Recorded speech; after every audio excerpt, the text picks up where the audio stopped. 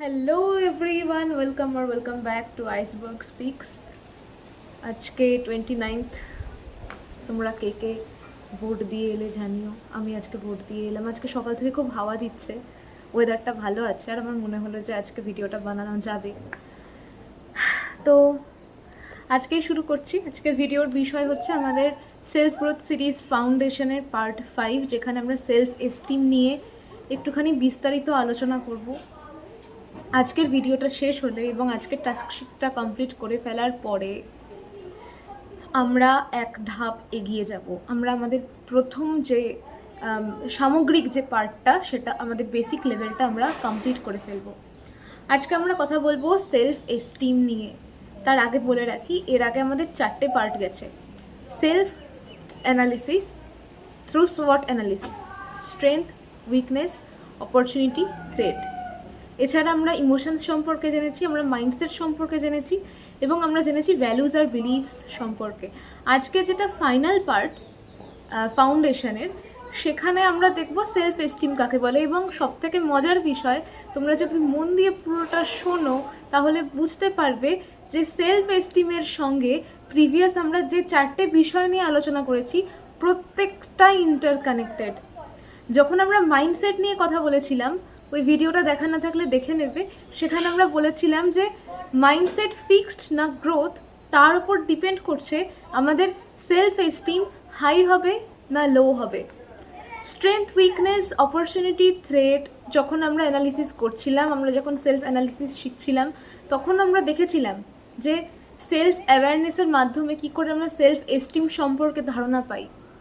যখন আমরা ইমোশনস সম্পর্কে দেখেছিলাম, তখন আমরা বুঝতে পেরেছিলাম যে কী করে যে যার মধ্যে সেলফ এস্টিম হাই, তার মধ্যে কী করে ইমোশনাল রেগুলেশনস হয়, যার মধ্যে সেলফ এস্টিম কম, তার মধ্যে কী করে ইমোশনাল রেগুলেশনস হয়। আমরা যখন বিলিফ অ্যান্ড ভ্যালুজ নিয়ে কথা বলছিলাম, তখন আমরা দেখছিলাম যে সোশ্যালাইজেশনের মাধ্যমে কীভাবে আমাদের ভ্যালু আর বিলিফ তৈরি হয়, আমরা কী করে অন্যদের দেখে ভ্যালু আর বিলিফ নিজেদের মধ্যে অ্যাকোয়ার করি, কীভাবে এক্সপিরিয়েন্সের মাধ্যমে অ্যাকোয়ার করি, এবং একটা সময় পরে সেটা কিভাবে আমাদের সেলফ ওয়ার্থ বা সেলফ এস্টিমকে এফেক্ট করতে পারে। আমাদের বিহেভিয়ার কী করে সেইগুলোর মধ্যে দিয়ে প্রকাশ পায়। আজকের ভিডিওটা যদি শেষ অবধি দেখো তাহলে বুঝতে পারবে যে সেলফ এস্টিম জিনিসটা মাঝখানে থাকলে বাকি কম্পোনেন্টগুলো চারিদিকে ওকে ওকে কী করে ঘিরে রেখেছে। ঠিক আছে, তো বেশি দেরি করব না, চলে যাব মূল পর্বে। তবে তার আগে জানাই, আমাদের চ্যানেলে একটা সিরিজ চলে যেটাকে বলা হচ্ছে স্টুডেন্ট স্পিক, যেখানে তোমাদের মতো বিভিন্ন স্টুডেন্টরা আমাদেরকে কিছু লিখে পাঠান তোমাদের মনের কথা, বা তোমাদের কোনো ঘটনা ঘটেছে তোমাদের সঙ্গে যেটা তোমরা কাউকে বলতে পারছো না, বা মনে করছো কাউকে বলতে পারলে তোমার ভালো লাগবে, দেন তোমরা আমাকে লিখে পাঠাতে পারো। আমরা সেটা আমাদের মাধ্যমে পৌঁছে দেবো বাকি সকলের কাছে। এটা নিয়ে ভিডিওর শেষে আরও ডিটেলসে আলোচনা করব, তবে তার আগে আমরা মূল ভিডিওতে যাই। Self esteem. যদি প্রিভিয়াস 4টে ভিডিও দেখো তাহলে বুঝতে পারবে যে সেলফ এস্টিম সম্পর্কে আমরা প্রধান ধারণা, প্রাথমিক ধারণা যেটা পেয়েছি, সেলফ এস্টিম মানে হচ্ছে একটা মানুষ নিজেকে কতখানি গুরুত্ব দেয়, ঠিক আছে, কতখানি ভ্যালু দেয়। তারপরে সেলফ এস্টিম মানে শুধুমাত্র নিজেকে ভালোবাসা নয়, ভালোবাসার সঙ্গে সঙ্গে আমি নিজের সম্পর্কে কি বিশ্বাস করি এবং নিজেকে সেই বিশ্বাসের পরিপ্রেক্ষিতে কতখানি গুরুত্ব দিই। এই মানে এই যে সামগ্রিক একটা ধারণা, সামগ্রিক একটা দৃষ্টিভঙ্গি, একটা চিন্তা ভাবনা করার ক্ষমতা, এই বিষয়টাই হচ্ছে self esteem. Psychologist Nathaniel Branden বলছেন যে আমাদের সেলফ এস্টিম দুটো কম্পোনেন্ট দিয়ে তৈরি। একটা হচ্ছে সেলফ এফিকেসি, একটা হচ্ছে সেলফ ওয়ার্থ। এই দুটো কি? সেলফ এফিকেসি মানে হচ্ছে আমি পারি, কোনো একটা নির্দিষ্ট সিচুয়েশানে আমি একটা কাজ করতে পারি, কতটা ভালোভাবে করতে পারবো তার যে ধারণাটা, সেইটা হচ্ছে সেলফ এফিকেসি। এবং আমি কাজটা করে যে সফল হব বা যদি ব্যর্থ হই, তাহলে আমি নিজের ওপর কাজ করে সেখান থেকে বেরোতে পারবো। আমার যে এই বিশ্বাসটুকু আছে নিজের ওপর, আমি যে নিজেকে এতটুকু মূল্যবান মনে করি যে আমার এই কাজটা ভবিষ্যতে কাজে লাগবে, এইটা হচ্ছে সেলফ ওয়ার্থ। এই দুটো যখন এক জায়গায় আসে তখন সেটা সেলফ এস্টিম হয়। কে বলছেন? Psychologist Nathaniel Branden. এরপরে আমরা আসছি আর একটা দৃষ্টিভঙ্গিতে। উইলিয়াম জেমস, তাকে বলা হয় the father of American psychology. তিনি বলছেন যে সেলফ এস্টিমকে একটা রেশিও দিয়ে পরিমাপ করা যায়। কিসের রেশিও? বলছেন যে self esteem is the ratio of our goal and our success. ধরে নাও আমি একটা লক্ষ্য স্থির করেছি যে আমাকে এই কাজটা করতে হবে এইটুকু সময়ের মধ্যে, বা হায়ার লেভেলেও নিতে পারি যে আমি এই পরীক্ষাটায় ক্র্যাক করতে চাই, যে কোনো একটা পরীক্ষা ধরে নাও, এবং তার সাপেক্ষে আমি কতখানি সফল হচ্ছি, তার মাঝের যে অনুপাতটা, তার মাঝের যে ডিফারেন্সটা, সেইটাকে বলা হচ্ছে সেলফ এস্টিম। কারণ আগের কম্পোনেন্টগুলোকে কাজে লাগালে দেখো, সেলফ এস্টিম দুটো জিনিসের সমন্বয়। আমি নিজেকে কতখানি বিশ্বাস করি এবং আমি নিজেকে কতখানি গুরুত্ব দিই। আমার আত্মবিশ্বাস এবং আমার নিজেকে গুরুত্ব দেওয়ার ক্ষমতা, এই দুটোর ওপর ভিত্তি করে যখন আমি আমার গোলকে ফুলফিল করার চেষ্টা করছি, তখন আমার গোলের সাপেক্ষে আমার লক্ষ্যের সাপেক্ষে আমার সফলতা কতখানি, বা আমি কতখানি যেতে পারলাম, কতখানি অ্যাচিভ করতে পারলাম, সেইটার একটা নেপথ্যে থাকছে আমরা বলতে পারি সেলফ এস্টিম। আচ্ছা, এবার হচ্ছে আমরা এস্টিমের উদাহরণে আসছি। হ্যাঁ, ফর এক্সাম্পল ধরে নাও দুজন সাবজেক্ট আছে, এ বি, এরা দুজনেই গান গায়। সাবজেক্ট এ, সে গান ভালো গায় কিন্তু মনে করে যে আমার দ্বারা হয়তো খুব একটা ভালো গান হবে না, আমি হবি হিসাবে রাখতে পারি, কিন্তু প্রফেশন করব কি না সে বিষয়ে যথেষ্ট সন্দেহ আছে, আমার দ্বারা বোধহয় হবে না। আর সাবজেক্ট বি, যে গান গায় কিন্তু দেখা গেল সে ও স্টেজে উঠে কোনোভাবে ফেল করে গেছে, কিছু একটা ফেলিয়ারও পেয়েছে, কিন্তু তারপরে ওর মনে হয় যে আমি গানটা ভালোবেসে গাইবো, সাহস করে গাইবো, এবং ও নিজেকে পলিশ করে পরের বার আরও ভালো করার চেষ্টা করে। ঠিক আছে,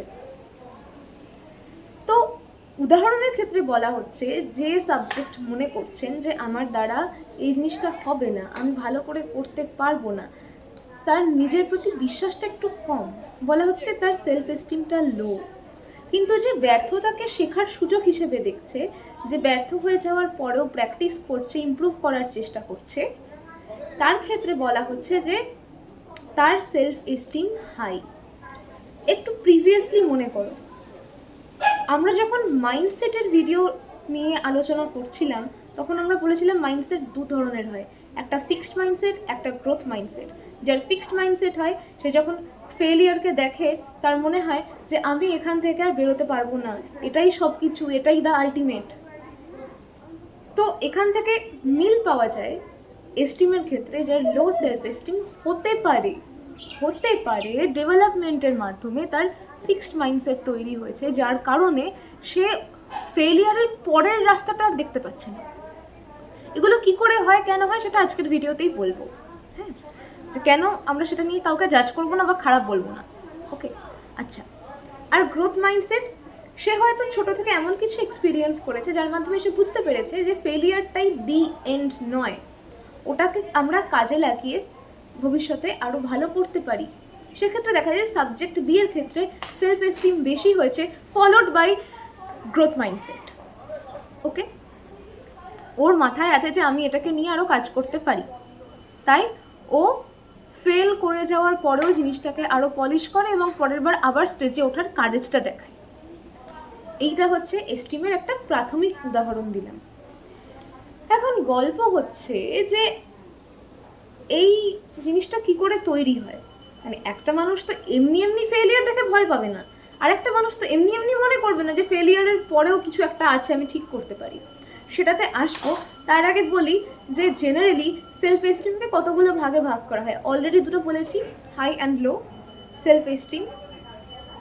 যাদের সেলফ এস্টিম হাই হয় তারা নিজেকে মূল্যবান মনে করে, সক্ষম মনে করে, সেলফ অ্যাওয়্যার থাকে, নিজের কোনটা স্ট্রেংথ কোনটা উইকনেস সম্পর্কে তাদের ধারণা থাকে। কিন্তু যাদের লো সেলফ এস্টিম হয় তাদের ক্ষেত্রে ঠিক এর উল্টোটা হয়।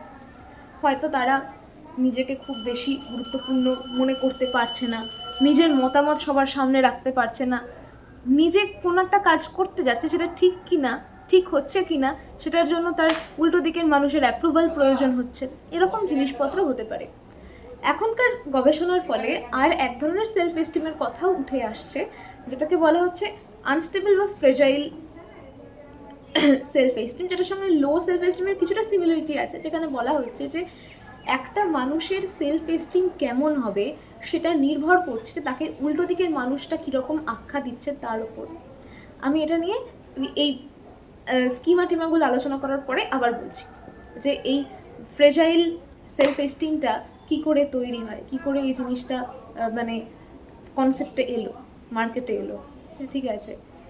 আচ্ছা, সেলফ এস্টিম কী করে তৈরি হয় এটা জানতে গেলে আমাদের সবার আগে একটা ফিনোমেনা সম্পর্কে জানতে হবে, দ্যাট ইজ স্কিমা। স্কিমা কি? ডেভেলপমেন্টাল সাইকোলজিতে স্কিমাকে বলা হচ্ছে, কল্পনা করতে, একটা ধারণার বাক্সের মতো। বলা হচ্ছে schema is the pre existing knowledge, যার মাধ্যমে আমরা গোটা ওয়ার্ল্ডকে ইন্টারপ্রিট করি। ধরে নাও এটা একটা জলের বোতল, ঠিক? এটাকে এরকম করে খুলে আমরা দেখতে পারি, এরকম করে ঢাললে এখান থেকে জল বেরোবে, এটা এরকম করে কাজ করে। যেদিনকে আমরা প্রথম এই জিনিসটা দেখেছিলাম, আমরা বুঝেছিলাম এটার মধ্যে জল রাখা হয়, এখান থেকে আমরা জল খেতে পারি, এইভাবে এটাকে করলে এখান থেকে জল বেরোয়, আমরা জলটা খেতে পারবো। তারপরে যখন আমরা সিমিলার এই ধরনের জিনিস দেখতে পাই, কি এক্সাম্পল দিতে পারি, এখানে একটা ক্লের কাজ করছিলাম, পাউডারের বটল আছে, এই যে পাউডারের বটল, এটাও দেখলাম একটা এরকম চোঙাকৃতি জিনিস, যেটাকে থেকে জিনিসপত্র বের করতে হয়। তারপরে আমি মেলানোর চেষ্টা করলাম, আচ্ছা আমি এর আগে এই ধরনের একটা জিনিস দেখেছিলাম, যেটাকে এরকম করে মাথাটা ঘুরিয়ে খোলা হতো, আর তারপরে এইরকম করলে জিনিসটা ভেতর থেকে কিছু বেরোতো। তাহলে এটাকেও ঘুরিয়ে দেখি তো ওরকম কিছু বেরোয় নাকি, ওরকম করে জিনিসটাকে ইউজ করা যায় নাকি। তাহলে আমরা যখন প্রথম ওয়াটার বটল ইউজ করলাম, তখন আমরা দেখলাম যে এরকম একটা চোঙাকৃতি জিনিস, যেটার মাথাটা ঘুরিয়ে খুলতে হয়, তো সেটাকে একদিকে উপর করে দিলে সেখান থেকে জল পড়ে বা ভেতরে যে জিনিসটা আছে সেটা পড়ে। তারপরে যখন আমরা আবার একই রকম জিনিস দেখলাম, তখন আমাদের মাথায় আগের জিনিসটা ক্লিক করল যে আচ্ছা ঠিক আছে, তাহলে এইরকম কিছু জিনিস হয় চোঙাকৃতি, যেগুলোকে মাথার ঢাকনা গোল করে ঘুরিয়ে খুলে জিনিসটাকে বের করতে হয়। তোমরা আগের এক্সপিরিয়েন্স দিয়ে পরের জিনিসটাকে ইন্টারপ্রিট করলাম, বা পরের জিনিসটাকে আমরা ঘটনাটা ঘটালাম, আমরা সাকসেসফুলও হলাম কাজটা করে। তো যে প্রি এক্সিস্টিং যে নলেজটা তৈরি হলো, সেটাকে মনোবিজ্ঞানীরা বলছেন স্কিমা। এখন খুব স্বাভাবিকভাবে একটা সদ্যজাত শিশু, তার তো স্কিমা বলে কিছু নেই, কারণ সে তো এরকম কিছু এক্সপিরিয়েন্স করেইনি, সে পৃথিবীতে সবেমাত্র ভূমিষ্ঠ হয়েছে। হ্যাঁ, তার তো এরকম কোনো এক্সপিরিয়েন্স নেই। তার স্কিমা তৈরি হয় কখন? যখন সে তার প্রাইমারি কেয়ার গিভারের সঙ্গে সম্পর্ক স্থাপন করার পরে, ধরো পৃথিবীতে এলো এবং মা তাকে ব্রেস্ট ফিড করাচ্ছেন, ঠিক আছে, ওর বিভিন্ন ধরনের রিফ্লেক্সেস হচ্ছে, হাঁচি হচ্ছে, কাশি হচ্ছে, হাঙ্গার, খিদে পাচ্ছে, কাঁদছে। তো সায়েন্টিস্টরা বলছেন যে এই জিনিসগুলো, এই যে রিফ্লেক্স অ্যাকশনগুলো, এইগুলো দিয়ে ওর প্রথম স্কিমা তৈরি হয়, প্রথম প্রি এক্সিস্টিং নলেজ, প্রথম নলেজ তৈরি হচ্ছে পৃথিবীর সম্পর্কে এই জিনিসগুলো দিয়ে। এরপরে যখন ও একটু বড় হয়, ধরে নাও ইনফ্যান্সি থেকেও বেবিহুডে এলো, 6 মাস পর, জন্মের 6 মাস পর থেকে 1 বছরের মধ্যে, তখন ও বিভিন্ন ধরনের এক্সপ্লোসিভ সাউন্ড করা শুরু করে, কান্নাকাটি শুরু করে, এবং তখন ওকে যেভাবে ওকে নার্চার করা হয় সেইগুলো ওর মনের মধ্যে গেঁথে যায়। তখন ওইগুলো দিয়ে ওর স্কিমা তৈরি হয়। আরে আইসক্রিম কাকুটা তো তখন থেকে বাজিয়ে যাচ্ছে, আমি খেতে পারবো না, আমার গলা খারাপ। যাই হোক, জাস্ট টু ডাইলিউট থিংস। আচ্ছা, এবার হচ্ছে তখন এটা হয়ে গেল। এবার বাচ্চা আর একটু বড় হয়েছে, তখনও জিনিসপত্র নিয়ে খেলা শুরু করেছে, এবারও হামা দিতে শিখেছে। হামা দিতে শিখে এখানে নেল কাটার আছে, তো হাতের কাছে এরকম একটা নেল কাটার বা কিছু একটাও মেটালের জিনিস পেয়েছে। এটা পাওয়ার পরে ও না নিজে এটাকে মাটিতে ফেললো, আওয়াজ হলো, ওই যে আওয়াজটা হলো ওটা দেখে ওর মজা লাগলো, এবারও ওটাকে হাত থেকে বারবার ফেলবে, আওয়াজটা শোনার জন্য। এইটা ওর স্কিমাতে ঢুকলো যে এই ধরনের একটা জিনিস যদি মাটিতে ফেলি তাহলে এরকম আওয়াজ হয়। পরে মেটালের অন্য কোনো জিনিস বা ওই রঙের অন্য কিছু দেখলেও মাটিতে ফেললে যদি দেখে যে একই সাউন্ড হচ্ছে, তার মানে ও বুঝতে পারবে যে আমি যদি এই ধরনের বিভিন্ন জিনিসকে এরকমই করি তাহলে জিনিসটা এরকম জিনিসই তৈরি করবে। এরকম করে আমাদের স্কিমা তৈরি হয়। স্কিমার কথা কেন বলছি? ডেভেলপমেন্টে সেলফ এস্টিম তৈরির ক্ষেত্রে স্কিমা কেন গুরুত্বপূর্ণ এবার আসছি। এটা একটা কনসেপ্ট দিলাম। এবার হচ্ছে স্কিমা নিয়ে কাজ কি। প্রত্যেকটা এর আগের যে 4টে ভিডিও দিয়েছি প্রত্যেকটাই বলেছি সেলফ এস্টিমের গুরুত্ব কী এবং সেলফ এস্টিম তৈরির ক্ষেত্রে সোশ্যালাইজেশনের গুরুত্ব কী। এবার আসি সোশ্যালাইজেশনের কনসেপ্টে। সোশ্যালাইজেশন মানে কি? মানে হচ্ছে আমরা সমাজের সঙ্গে কানেক্টেড হওয়ার পরে কি করে সমাজের ভ্যালু, নর্মস, আমাদের মা বাবার শিক্ষা দীক্ষা, তাদেরকে দেখে শেখা, তাদের ব্যবহারগুলো আমাদের ভেতরে কি করে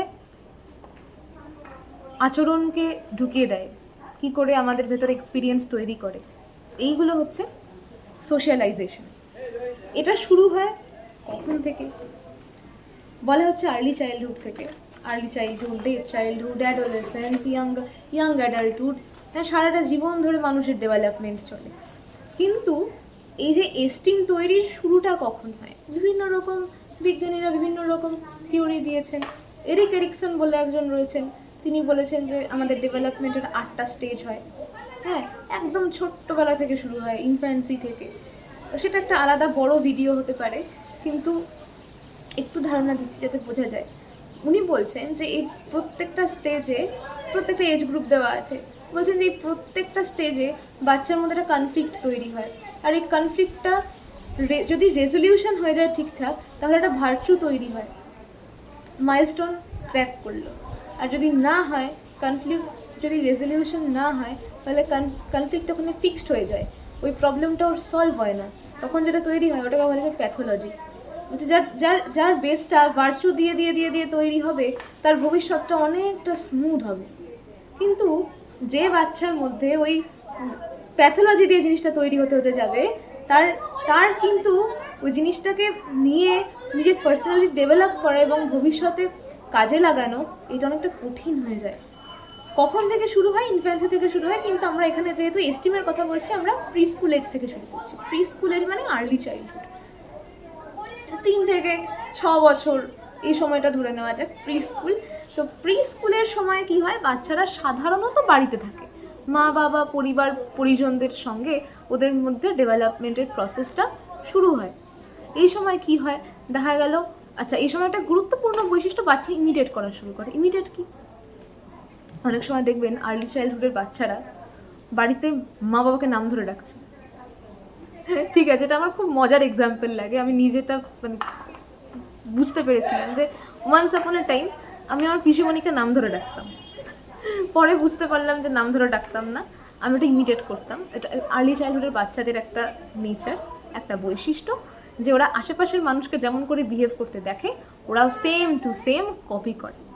এবং এই কপি করাটা কি করে শেখে? স্কিমার মাধ্যমে। ও যেটা দেখে সেটা ওর স্কিমাতে জমা হয় এবং পরবর্তীকালে যখন সেই সেম সিচুয়েশনটা অ্যারাইজ করে ও ওই রকম করেই বিহেভ করে। ঠিক আছে, তো এই সময় বলা হচ্ছে যে বাচ্চার মধ্যে এই যে ইমিটেট করার ক্ষমতা তৈরি হয় এবং তার সঙ্গে সঙ্গে নিজে থেকে কিছু করার একটা প্রবণতা তৈরি হয়। এবং এটা করার সময় বাচ্চা যদি কোনোভাবে উইদাউট এনি এক্সপ্লেনেশন পানিশমেন্ট পায় তাহলে ওর মধ্যে লো সেলফ এস্টিম তৈরি হতে পারে। আর যদি ওকে বুঝিয়ে বাজিয়ে ঠিক করে বোঝানো হয় এবং বলা হয় যে ও কোন কাজটা করলে ঠিক হবে, তাহলে ওর মধ্যে একটা ব্যালেন্স ক্রিয়েট হয় এবং ও হাই সেলফ এস্টিমের দিকে যায়, ও অ্যাকসেপ্টেড ফিল করে, ওর মনে হয় যে আমি এই কাজটা ভবিষ্যতেও করতে পারি। কী করে বলছি, একটা 2-2.5 বছরের বাচ্চা কি 3 বছরের বাচ্চা, তাকে আপনি চামচের মধ্যে করে কিছু একটা দিয়ে বসিয়েছেন, সে চাইছে যে আমি চামচটা নিয়ে এইটা নিয়ে মুখে দিয়ে খাবো।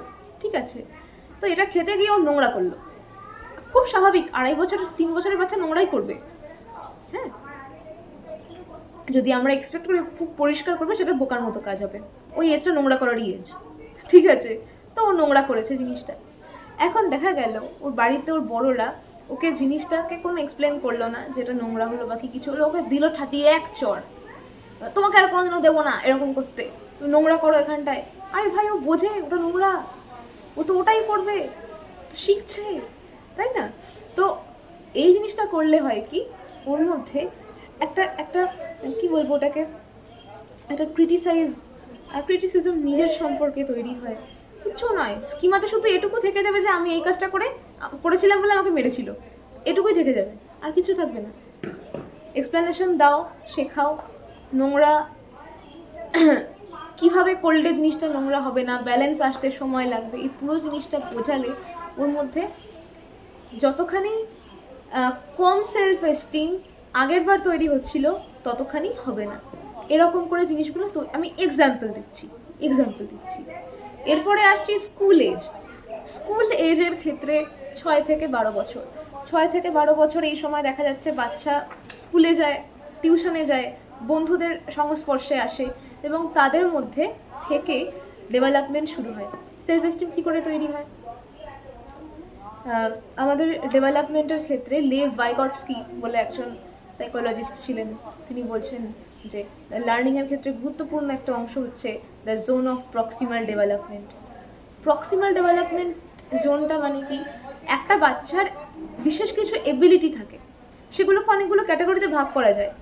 কিছু এবিলিটি থাকে যেগুলো ও কারোর সাহায্য না নিয়েই করতে পারে, কিছু এবিলিটি থাকে যেগুলো ওরা বড়দের সাহায্য নিয়েও করতে পারে না, কিছু এবিলিটি থাকে যেগুলো বড়দের সাহায্য নিয়ে ও করতে পারে।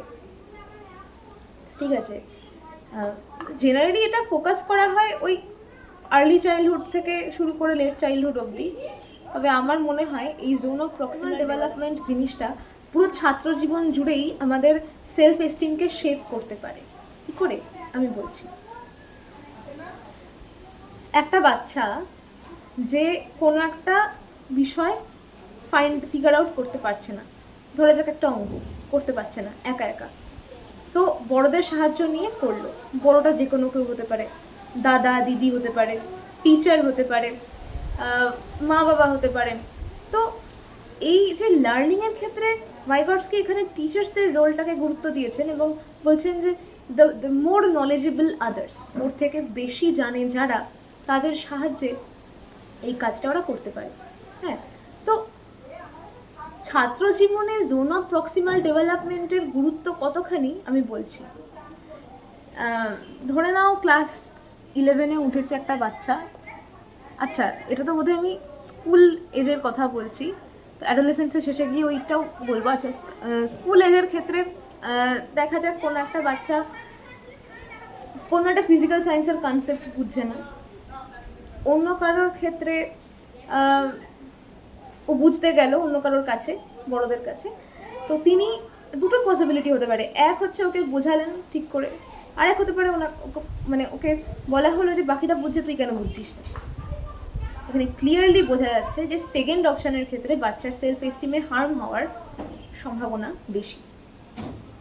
ঠিক, এরপরে আসছি অ্যাডোলেসেন্স। অ্যাডোলেসেন্স হচ্ছে 12 থেকে 18 বছর, খুব ক্রুশিয়াল সময়। এটাকে বলা হয় একটা phase of stress and storm, বাংলায় বলা হয় ঝড় ঝঞ্ঝার কাল।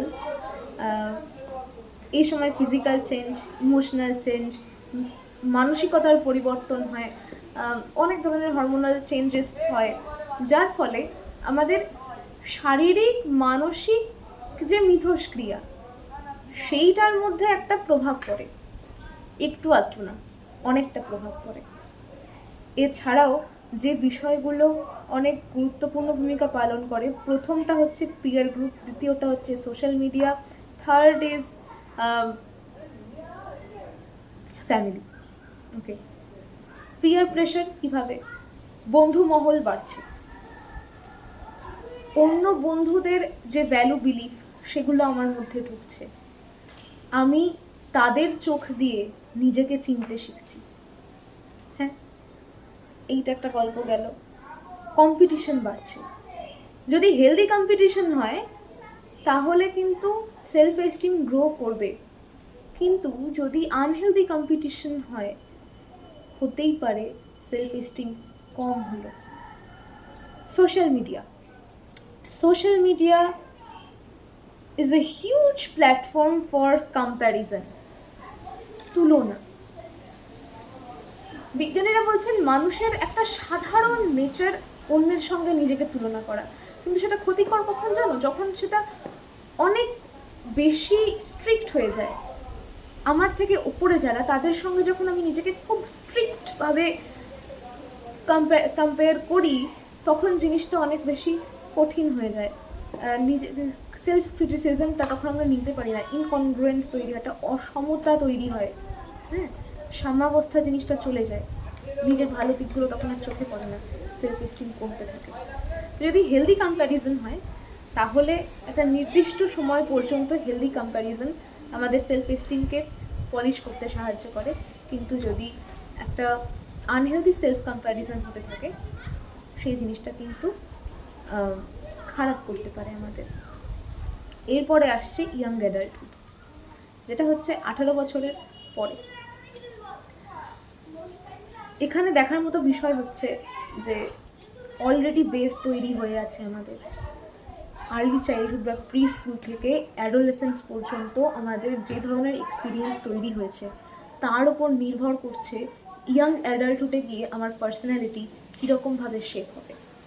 আমি এক্সাম্পল দিচ্ছি। ধরে নাও একজনের হাই সেলফ এস্টিম রয়েছে, তার ক্ষেত্রে দেখা যেতে পারে সে খুব ট্রাস্টওয়ার্দি হচ্ছে, তার ইনসিকিউরিটি নেই, সে অন্যের সঙ্গে খুব সিকিওরভাবে বন্ড ফর্ম করছে, তার ফ্রেন্ডশিপের ভেতরে কোনো টক্সিসিটি নেই। কিন্তু যার লো সেলফ এস্টিম, হতেই পারে যে রিলেশনশিপে সাকসেসফুল হতে পারছে না, তার বারবার অ্যাপ্রুভাল প্রয়োজন হচ্ছে, তুমি আমাকে ভালোবাসো তো, তুমি আমাকে ছেড়ে যাবে না তো। উল্টো দিকের মানুষটা হতেই পারে বিরক্ত হচ্ছে বারবার এই জিনিসটা করার জন্য, কিন্তু সে তো আর বুঝতে পারছে না যে এই জিনিসটা জিজ্ঞেস করার পেছনে তার পার্টনারের কোনো দোষ নেই। সোসাইটি তাকে এমন করে তৈরি করেছে, তার ডেভেলপমেন্টটা এমন করে হয়েছে, তার কোথাও না কোথাও কিছুটা খামতি রয়ে গেছে। এই জন্য বলা হয় যে পারফেকশনিস্ট খুঁজলে হয়তো পাওয়া যায় না, নিজের মতো করে মানিয়ে নিতে হয় কিছু কিছু ক্ষেত্রে। রিলেশনশিপে হয়তো সাকসেসফুল হলো না, পারছে না হতে, তখন তো সোশ্যাল সাপোর্টের প্রয়োজন হয়। মনে হতেই পারে যে আমি নিজে ভালো না, তাই আমার সঙ্গে অন্য কেউ ভালো থাকতে পারবে না, আমি রিলেশনশিপে কমফর্টেবল হতে পারছি না। এরকম অনেক ক্ষেত্রে অনেকেই বলতে দেখা যায়, তুই আমার থেকে ভালো কাউকে ডিজার্ভ কর। আমার মতো এরকম ক্লিঙ্গি, গায়ে পড়া, বাজে একটা ছেলে বা মেয়েকে তুমি ডিজার্ভ করো না, এরকম অনেককেই বলতে দেখা যায়। হতেই পারে যে তার অতীতে এমন কিছু রয়েছে যেটার জন্য ওর এরকম হচ্ছে, ওর ইচ্ছে করে তো কেউ করে না এরকম, হঠাৎ করে তো তৈরি হয় না কখনো এরকম। হ্যাঁ, এমপ্যাথিটা এই জন্য প্রয়োজন হয়। তো সেলফ এস্টিম কিন্তু এইভাবে তৈরি হয় আমাদের এক্সপিরিয়েন্সের মাধ্যমে। তো সেলফ এস্টিম কিন্তু এইভাবে তৈরি হয় আমাদের বেড়ে ওঠার মাধ্যমে, আমাদের ডেভেলপমেন্টের মাধ্যমে। একদম শেষ পর্যায়ে চলে এসেছি, দুটো বিষয় বলবো, একটা হচ্ছে লুকিং গ্লাস সেলফ, আর একটা হচ্ছে একটা কম্প্যারিজন, দুটোর। লুকিং গ্লাস সেলফ কি? একজন সাইকোলজিস্ট আছেন, সোশ্যাল সাইকোলজিস্ট, তার নাম চার্লস কুলি। তিনি বলছেন যে মানুষের প্রবণতা থাকে যে অন্য কেউ আমাকে কেমন আখ্যা দিচ্ছে তার উপর নির্ভর করে আমি নিজেকে জাজ করছি, নিজেকে বোঝার চেষ্টা করছি আমি ভালো না খারাপ। হ্যাঁ, এটাকে বলা হচ্ছে লুকিং গ্লাস সেলফ। অন্য কেউ যে গ্লাসের মাধ্যমে আমাকে দেখছে, একই গ্লাসের মাধ্যমে আমিও নিজেকে দেখছি, লুকিং গ্লাস সেলফ। ঠিক আছে, সেলফের এই ধারণাটা উনি দিচ্ছেন। দেখা গেল কাউকে একজনকেও বললো যে আরে ভাই তুই বেশ মিশুকে তো সকলের সঙ্গে খুব ভালো করে মিশে যাস, ভালো, খুব ভালো মিশুকে। অন্য কেউ আমাকে খুব ভালো মিশুকে বললো, আমি বুঝতে পারলাম যে আচ্ছা আমি মিশুকে, তার মানে আমি খুব ভালো, এই জিনিসটা আমাকে ধরে রাখতে হবে, তাহলে আমি অ্যাকসেপ্টেড হব। এই জিনিসগুলো এরকম করে এই লুকিং গ্লাস সেলফ জিনিসটা তৈরি হয়। ঠিক আছে, আচ্ছা এবার হচ্ছে আর একটা বিষয়, সেটা হচ্ছে সেলফ ইভ্যালুয়েশন। সেলফ ইভ্যালুয়েশন মানে হচ্ছে আমরা নিজেকে কীরকম করে পরীক্ষা করছি, ইভ্যালুয়েট করছি কোনো একটা নির্দিষ্ট সিচুয়েশানে। হাই সেলফ এস্টিম কী করে আনবো, লো সেলফ এস্টিম যদি থাকে কারো, সেখান থেকে হাইতে কী করে যাব। নিজের যে ছোট ছোট সাফল্য আছে সেগুলোকে সেলিব্রেট করতে হবে, অহংকার নয়, গুরুত্ব দিতে হবে, নিজের সাথে কথা বলতে হবে। সেলফের প্রথম ভিডিওতে বলেছিলাম SWOT অ্যানালিসিস, নিজেকে প্রশ্ন করো, নিজের সঙ্গে কথা বলো, নিজের সঙ্গে বসো, strength, weakness, opportunity, threat analysis করো, নিজের সম্পর্কে অনেক কিছু জানতে পারবে, অনেক কিছু বুঝতে পারবে। নিজেকে ডিফাইন করো, সেলফ অ্যাওয়ারনেস আনো নিজের ভেতরে। নিজেকে ডিফাইন করো কোনো একটা পার্টিকুলার বিষয়ের জন্য নয়, সামগ্রিক দৃষ্টিভঙ্গিতে। আমি শুধুমাত্র পড়াশোনায় ভালো তাই আমি ভালো, আমি গানে খারাপ তাই আমি খারাপ, আমি আমার ফ্রেন্ড বেশি নেই তাই আমি খারাপ, এইভাবে নয়। ওভারঅল নিজেকে বিচার করার চেষ্টা করো। বাউন্ডারি তৈরি করো। বাউন্ডারি রাখা মানে বা বিশেষ কিছু ক্ষেত্রে না বলা মানে আমি খারাপ হয়ে যাচ্ছি না, এই ধারণাটা মাথায় রাখতে হবে। নিজেকে সেফ জায়গায় রাখার জন্য, নিজের গুরুত্বটুকু নিজের কাছে বজায় রাখার জন্য না বলা প্রয়োজন। এইবার হচ্ছে সেলফ ইভ্যালুয়েশন, নিজেকে কি করে পরীক্ষা করব। অনেকগুলো পদ্ধতি তৈরি হয়ে এসেছে। একটা বলা হচ্ছে অ্যাট্রিবিউশন স্টাইল, কারণ দেখার পদ্ধতি। কোনো একটা ঘটনার পরিপ্রেক্ষিতে সাকসেসফুল হওয়ার পর বা ফেলিয়ার পাওয়ার পরে আমি কিভাবে সেটাকে দেখছি। সাকসেস পাওয়ার পর আমি কি মনে করছি, আমি পড়েছি তাই হয়েছে, নাকি ভাগ্যক্রমে সাকসেসফুল হয়েছি। ফেলিয়ার পাওয়ার পরে কি দেখছি, যে আমি ঠিক করে পড়িনি বলে হয়েছে, নাকি প্রশ্ন কঠিন ছিল বলে হয়েছে। বলা হচ্ছে যে যে সমস্ত ছেলেমেয়েরা বা যে সমস্ত মানুষরা সাকসেসকে নিজের গুরুত্ব হিসেবে দেখে এবং ফেলিয়ারকে পরিবর্তনযোগ্য হিসেবে দেখে, তাদের সেলফ এস্টিম অনেকটা স্বাস্থ্যকর, অনেকটা হেলদি। এবার বলা হচ্ছে এক্সটার্নাল ভার্সেস ইন্টারনাল স্ট্যান্ডার্ডস। কেউ আছে যারা, ধরে নাও একজন আর্টিস্ট, সে খুব ভালো ছবি আঁকে, হ্যাঁ, এক্সটার্নাল কি, মানুষ তোমায় কতখানি অ্যাপ্রুভ করছে তার উপর নির্ভর করছে তুমি নিজেকে ভালো মনে করছো না খারাপ মনে করছো। ইন্টারনাল কি, তুমি কতখানি প্রোগ্রেস করছো, কতখানি ইমপ্রুভ করছো, তার উপর ডিপেন্ড করে তুমি সিদ্ধান্ত নিচ্ছ তুমি ভালো না খারাপ। ধরা যাক কেউ একজন যে ছবি আঁকে বা গান গায় বা যে কোনো কিছু করে, সে সোশ্যাল মিডিয়ার থ্রুতে যে কটা লাইক কমেন্টস পাচ্ছে তার ভিত্তিতে দেখছে সে নিজেকে কতখানি সাকসেসফুল হয়েছে বা হয়নি। সে হয়তো সে ক্ষেত্রে ও হচ্ছে এক্সটার্নাল স্ট্যান্ডার্ডকে গুরুত্ব দিচ্ছে। আর যে দেখছে যে আমার আদতে পুরোনো কাজের সঙ্গে নতুন কাজকে কম্পেয়ার করে দেখছে যে কতখানি ইমপ্রুভ হয়েছে, সে হয়তো ইন্টারনাল স্ট্যান্ডার্ডকে গুরুত্ব দিচ্ছে। আর একটা হচ্ছে সেলফ কম্প্যারিজন থিওরি। সেখানে বলা হচ্ছে যে মানুষের একটা সাধারণ নেচার থাকে অন্যের সঙ্গে নিজেকে তুলনা করার, যেটা আগেই বললাম। হ্যাঁ, তো এটাকে আমরা পাল্টাতে পারি না, কিন্তু যখন সেই সেলফ ক্রিটিসিজমটা খুব কঠোর হয়ে যায় তখন ইনকনগ্রুয়েন্স তৈরি হয়, একটা অসমতা তৈরি হয়, তখন সেটা আমাদের মধ্যে লোনলিনেস, অ্যাংজাইটি এগুলোকে ক্রিয়েট করতে পারে, leading to low self esteem. আচ্ছা, এবার এটার 3টে কম্পোনেন্ট আছে, কগনিটিভ, অ্যাফেক্টিভ, বিহেভিয়ারাল। কগনিটিভ মানে হচ্ছে আমরা নিজের সম্পর্কে কি বিশ্বাস করি, কি চিন্তা করি। কগনিশন মানে হচ্ছে এই যে এখানে চিন্তা করা, হ্যাঁ, নিজেকে ভালো ভাবছি, খারাপ ভাবছি, অযোগ্য ভাবছি না যোগ্য ভাবছি, হ্যাঁ, এই জিনিসগুলো। অ্যাফেক্টিভ, ফিল করা, তুমি নিজের সম্পর্কে কেমন অনুভব করো, হ্যাঁ, ভালো খারাপ আনন্দ দুঃখ এই জিনিসগুলো।